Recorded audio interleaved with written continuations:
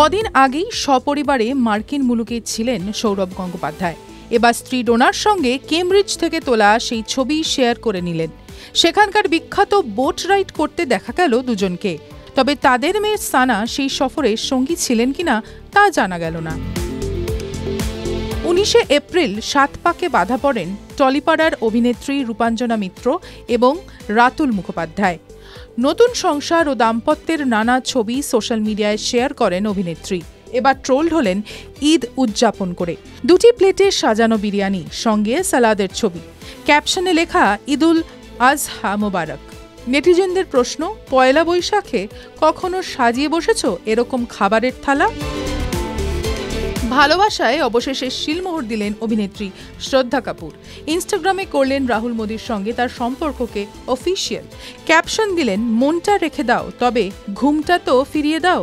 তু ঝুটি মেমক্কারে কাজ করার সময় ঘনিষ্ঠতা বাড়ে দুজনের। অনেক দিন থেকেই ডেটিং করছেন দুই শিল্পী।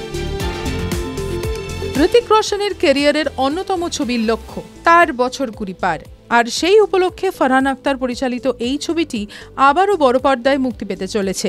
আগামী 21শে জুন আবারও আসছে লক্ষ্য। সোশ্যাল মিডিয়ায় সেই খবর নিজেই জানিয়েছেন ফারহান। 21শে জুন শুক্রবার থেকে জিও সিনেমায় প্রিমিয়ার হবে বিগ বস ওটিটি সিজন 3।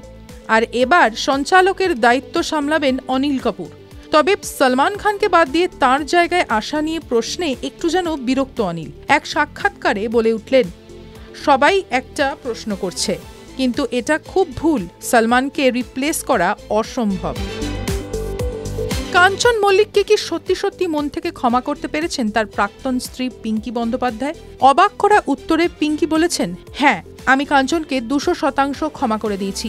ফলে আমার জীবনের সত্যিকারের ক্ষমা করতে পারিনি মুহূর্তটা আজ আর নেই। কাঞ্চনকে আজ একটা কথাই বলবো, তোমার থেকে আমি অনেক বড় শিক্ষা পেয়েছি। আমি তোমার কাছে কৃতজ্ঞ। তুমি আমাকে ধাক্কা দিয়েছ বলেই আমি সামনের দিকে এগিয়ে গিয়েছি। আমির খানের পুত্র জুনায়েদ খান এবং শ্রীদেবীর কনিষ্ঠ কন্যা খুশি নাকি রোম্যান্স করছেন দিল্লিতে। এ কথা সত্যি হলেও গল্প। এক সিনেমায় তাদের জুটি হিসেবে কাস্ট করা হয়েছে। সেই ছবির জন্য দিল্লিতে শুটিং করছেন জুনায়েদ খুশি। 10-12 দিন ধরে সেখানেই থাকবেন, চলবে শুটিং। রামায়ণ নিয়ে ছবি তৈরি হচ্ছে বলিউডে। রাম রণবীর কাপুর, সীতা সাই পল্লবী। রাম হিসেবেই তাকে স্মার্ট বলেছেন রামানন্দ সাগরের রামায়ণের লক্ষণ সুনীল লহরী। প্রশ্ন তুলেছিলেন, রণবীরকে স্মার্ট লাগলেও দর্শক তাকে রাম হিসেবে গ্রহণ করবেন তো?